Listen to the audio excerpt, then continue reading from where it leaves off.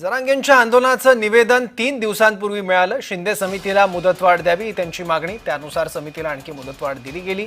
त्यांची मुख्य मागणी मान्य केली. शिंदे समितीवर त्यांचा विश्वास. न्यायमूर्ती शिंदेंना अहवाल सादर करण्याची विनंती करू. राधाकृष्ण विखे पाटलांची माहिती.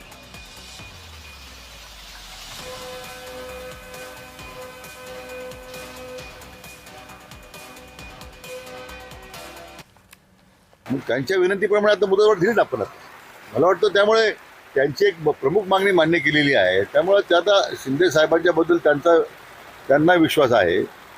मला आठवतं काही 21 तारखेला स्वतः शिंदे साहेब संभाजीनगरला गेले होते शिष्टमंडळाला भेटण्यासाठी.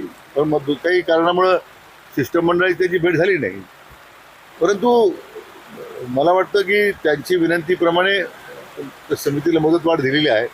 मला वाटतं आम्ही न्यायमूर्ती शिंदेने विनंती करू की लवकरात लवकर आपला अहवाल त्यांनी शासनाला सादर करावा.